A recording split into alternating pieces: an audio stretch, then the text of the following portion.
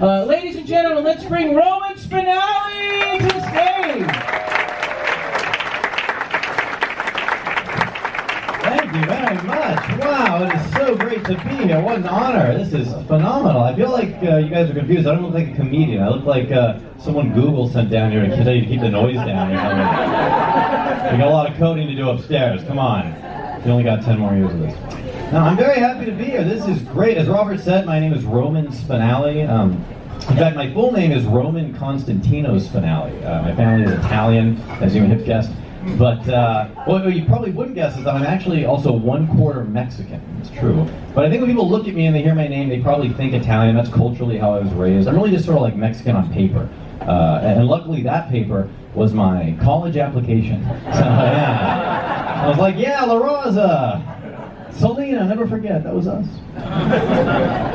I'm in a good mood. This is very cool. I was already in a great mood, although today I saw something kind of troubling. I was hanging out in front of my house checking the mail, and I noticed there was a guy walking through my neighborhood, and he was carrying around a Confederate flag, which, yeah, that's the appropriate reaction. Yeah, it made me a little bit nervous, because I know there's only two reasons why anyone would be carrying around a Confederate flag.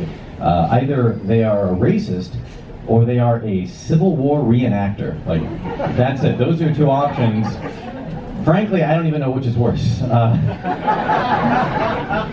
Because if you think about it, one of those guys is a racist, but the other one spends a lot of his free time pretending to be a racist. I think it actually might take more effort, really. Like, I don't even know how you get into Civil War reenacting. I think it's like a racism fantasy camp or something, which I would like to see. I think that would be cool, a racism fantasy camp. That'd be great. You're just hanging out there, all your favorites through history are walking by. You're like, hey, look, there's Hitler, and there goes Pol Pot and Mussolini, and oh, look, it's Walt Disney. What's he doing here? That's exciting. Just a big cryogenically frozen head singing Zippity Doo-Dah, powered by a Volkswagen battery. I think that would be swell. That's the Disneyland I want to see. No, I don't know. Racism is a thing. That blows my mind, actually. That racism is still a thing. I remember I was watching the news the other day, and they're freaking out. They're like, oh my god, the Nazis are back. They're everywhere. Which I don't think the Nazis are everywhere, by the way. I think we'd see a few of them. But there are too many, and it's concerning. But they freak out. They're like, oh my god, the Nazis. They're congregating. They're walking in the streets. They're marching. Where have the Nazis been? Where have the Nazis been all this time? I actually figured it out. You want to know where the Nazis have been? You know where the Nazis have been hiding? Costco. Yeah.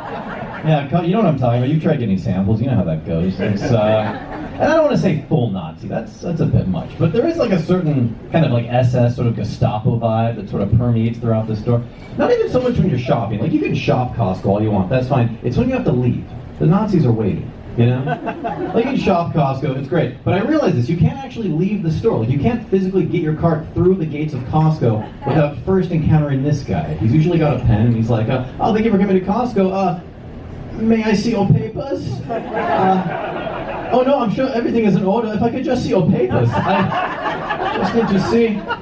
Oh, this is interesting. It appears here you've only purchased one rotisserie chicken, yet I can see 3 in your cart. Why would that be? Why would it...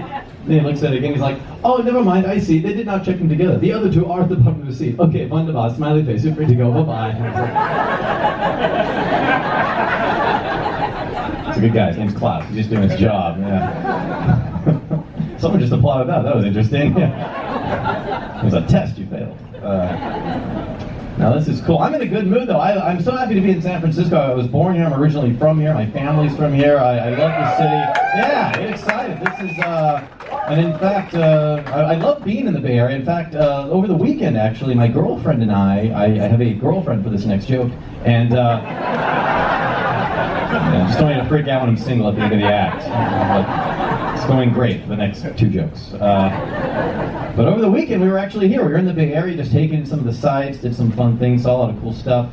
We actually went on one of those murder mystery trains, and that was kind of cool. It wasn't actually supposed to be a murder mystery train, but we took Bart, and that's just the risk. Yeah, that's how it goes. You should do it. It's fun.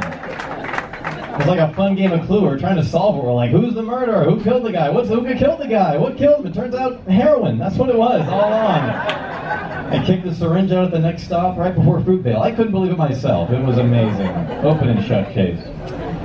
No, I like the Bay Area. I was actually, it's funny, the Bay Area is weird though, since when I was growing up in the early 90s, living here, it's changed a lot. Because now, like, there was a time where you knew, like, where the good parts were, where the bad parts were. Now it's all kind of meshed, where you'll be walking and then suddenly you're in, like, a neighborhood that's really dangerous, like they don't have any vegan ice cream, and you're like, what is going on here? I don't feel safe anymore. This isn't good. You don't know where you are. Like, I remember a couple weeks ago, I was actually in Oakland visiting my friend Carl, and to get to his house, I had to walk through kind of a dangerous neighborhood called Oakland, I guess. And that's not that bad. But I was in a weird part, and I was kind of late. I was by myself, and I made the huge mistake of I was on the phone with my mom, and this was a huge error because I told her where I was, and she freaked out. She's like, "What? You're walking around Oakland at night by yourself?" And I was like, "Yeah." She's like, "You know, Roman, that's really dangerous. You know, you can get like mugged or worse." And I was like, "Yeah, I guess technically that's true." She's like, "Look, just stay on the phone with me until you get there," which I thought was weird. Stay on the phone. Like, why does my mom want to be listening while I'm getting mugged? You know, like, frankly, I think it would be traumatizing for both of us, really. I mean, and what's she possibly going to do if she hears me getting kicked? What's going to happen? She's like, put me on speakerphone. Stop that. Stop kicking him. He's a good boy. He had a 3.2 GPA. That's impressive to some. It's like, oh, sorry, champ. We didn't know. Get out of here. It would be embarrassing. My mom's on the phone. My fake girlfriend from the last joke's watching. That's not the life I want to live.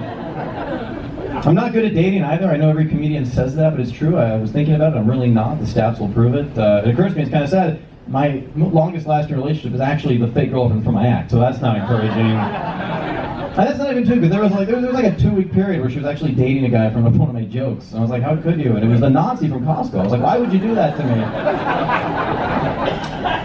I'm not good at it.